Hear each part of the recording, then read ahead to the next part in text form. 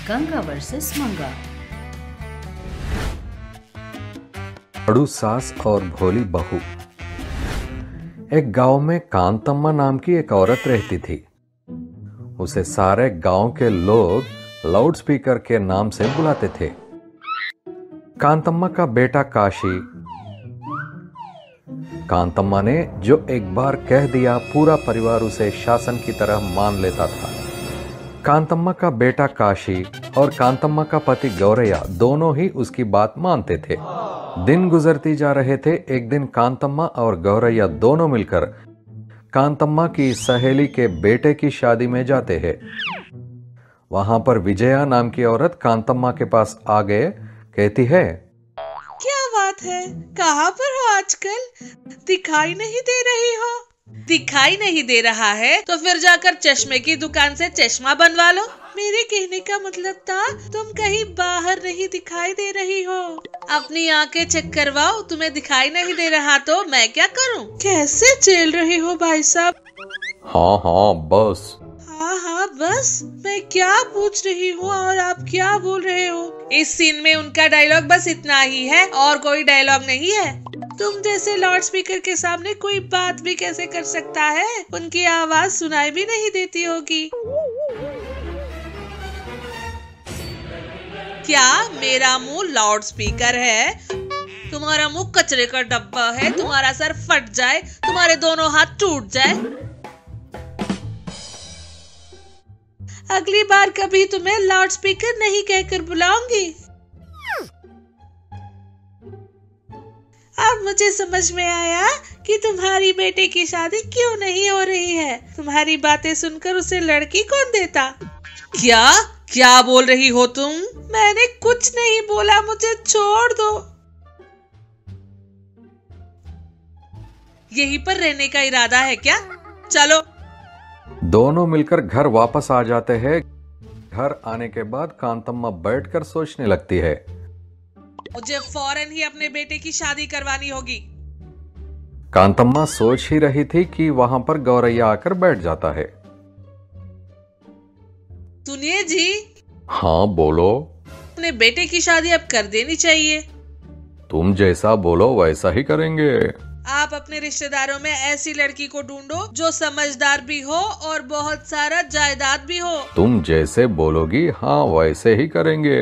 कांतम्मा अपने रिश्तेदारों में और आसपास के गांव में एक समझदार, ज्यादा दहेज लाने वाली और अपनी सास की बात सुनने वाली बहू को ढूंढने लगी। एक दिन कांतम्मा गांव के पंडित को अपने घर बुलाती है। वो पंडित कांतम्मा से बहुत डरता था। मुझे क्यों बुलाया आपने, जरा बताओगे? क्या हुआ पंडित, तुम्हें बुखार है क्या? ऐसे क्यों कांप रहे हो? ये बुखार से कांपना नहीं है। तो फिर? माँ जी जरा जल्दी बताओ कि क्या आपने मुझे क्यों बुलाया। मैंने डॉक्टर का अपॉइंटमेंट ले रखा है, उनके पास जाना है मुझे। डॉक्टर का अपॉइंटमेंट किस लिए? आपसे मिलने के बाद हमेशा मैं डॉक्टर के पास जाता हूँ। ठीक है, तुम्हारी मर्जी। बताइए क्या बात है? मेरा बेटा काशी है ना? हाँ है ना, युवराज है वो तो। हाँ, तो युवराज की महारानी ढूंढने के लिए तुम्हें बुलाया है। क्या तुम्हारे बेटे के लिए लड़की? तुम तो ऐसे पूछ रहे हो जैसे तुम्हें चंद्रमंडल में जाकर बंदर लाने के लिए कहा हो। लड़की ही तो ढूंढने के लिए कहा है मेरे बेटे के लिए। माँ जी मेरे कहने का मतलब यह था कि मेरे पास आपकी हैसियत से मिलने वाला कोई भी रिश्ता नहीं है। आप किसी और से पूछकर देखिए। रिश्ता नहीं है का क्या मतलब? मुझे पता है कि तुम बहाना कर रहे हो। अगर तुमने मेरे बेटे के लिए अच्छा रिश्ता नहीं ढूंढा तो मैं तुम्हें और किसी के लिए रिश्ता नहीं ढूंढने दूंगी। तुम जैसी खड़ूस की बहू बनाकर मैं किसी लड़की के साथ अन्याय नहीं करना चाहता हूँ। मुझे पता है कि तुम अपनी बहू के साथ कैसा बर्ताव करोगी। क्या हुआ पंडित, तुम खुद से ही बातें कर रहे हो? ठीक है माँ जी, ढूंढता हूँ, अभी तो मुझे जाने दीजिए। पंडित वहां से चला जाता है। जैसे ही कांतम्मा के बेटे काशी को पता चलता है कि उसकी माँ उसके लिए रिश्ते ढूंढ रही है, काशी अपने कॉलेज की दोस्त जिससे वो प्यार करता था उससे शादी करके घर ले आता है। कांतम्मा हाल में बैठकर अदरक पीस रही थी।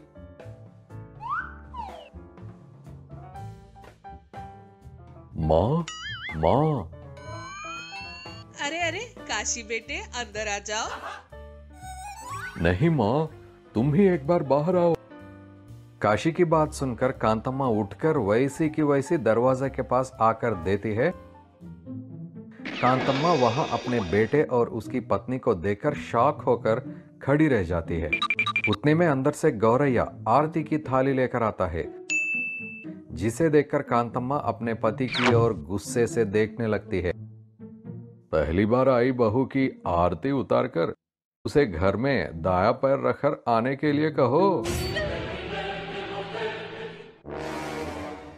मुझे पता है किसको आरती देनी है और किसको नहीं। तुम चुपचाप अंदर जाओ। ये क्या किया तुमने? आज से यह मेरी पत्नी है और अगर तुम्हें पसंद नहीं है तो हम चले जाएंगे।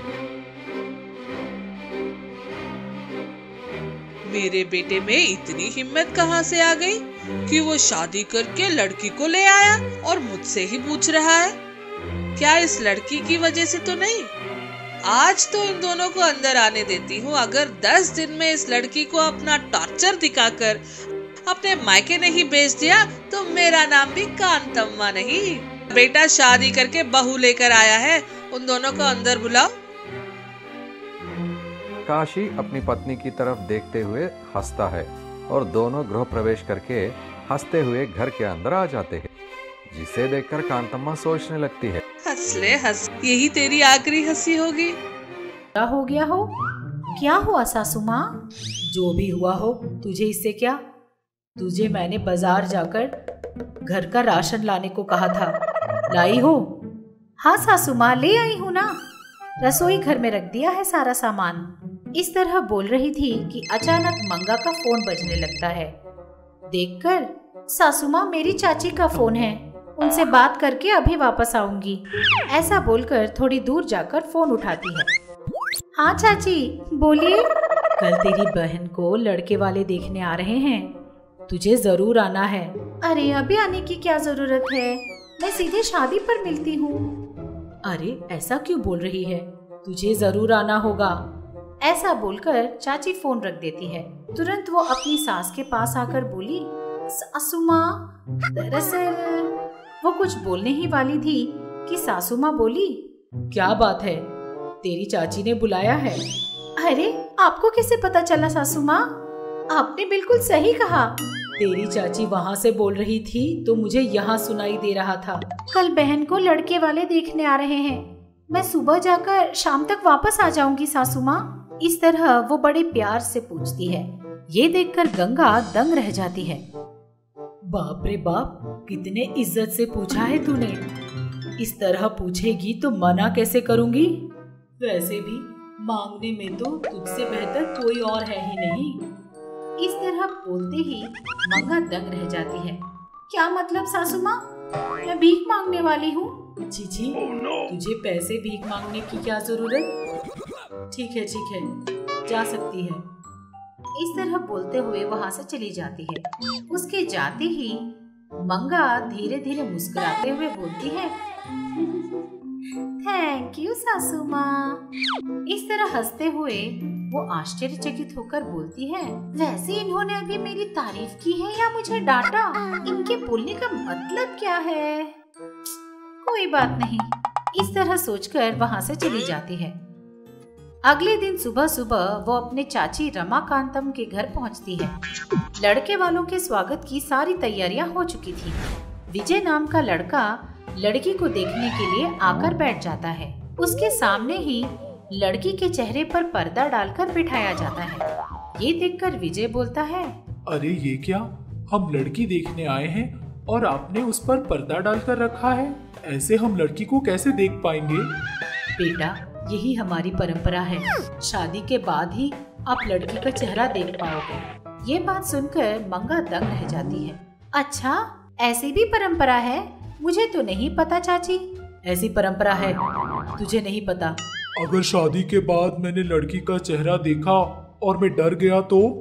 तब उसका पर्दा जिंदगी भर ऐसे ही कंटिन्यू कर लेना। ये बात सुनते ही विजय दंग रह जाता है। बिल्कुल नहीं, मैं अभी उस लड़की का चेहरा देखूंगा। अगर नहीं दिखाया तो मुझे ये शादी मंजूर नहीं। उसने कहा। लड़के को गुस्से में देखकर रमाकांतम कुछ कह नहीं पाई और चुपचाप अपनी बेटी के चेहरे से पर्दा हटाने लगी। रमाकांतम ने जैसे ही पर्दा हटाया, विजय देखकर दंग रह गया।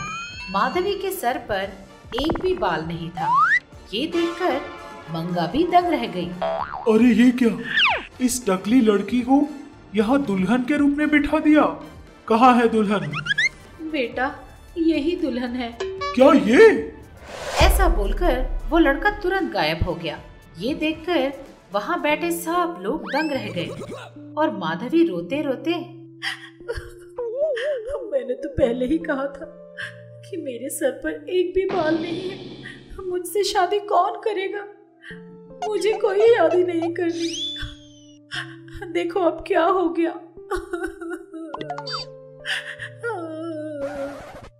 इस तरह रोते रोते घर के अंदर चली जाती है और दरवाजा बंद कर लेती है। ये देखकर रमाकांतम भी रोने लगती है। बड़ों ने कहा था कि 100 झूठ बोलकर भी एक शादी करा दो, लेकिन 100 झूठ बोलकर भी मैं अपनी बेटी की शादी नहीं करवा पा रही हूँ। हे भगवान, मेरी बेटी को इतनी बड़ी सजा क्यों दे रहे हो?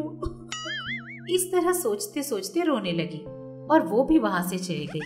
ये देखकर मंगा को भी बहुत दुख होता है। अरे, मैंने तो सोचा था सब कुछ खुशी खुशी हो जाएगा, लेकिन ये सब क्या हो गया? इस तरह सोचते सोचते वो अपने घर वापस आ जाती है। हॉल में ही बैठी गंगा मंगा को आते हुए देखकर बोलती है, क्या बात है बहू, इतनी उदास क्यों हो? वो सासू माँ, दरअसल। इस तरह उसने सारी बात अपनी सास को बताई। सारी बात सुनकर गंगा बोली, अरे रे बेचारी, वो लड़की कितनी दुखी हो रही होगी। लड़की के सर पर बाल नहीं है, ये देखकर दूल्हा भाग गया। छी छी छी छी। हाँ सासू माँ, मुझे माधवी को देखकर बहुत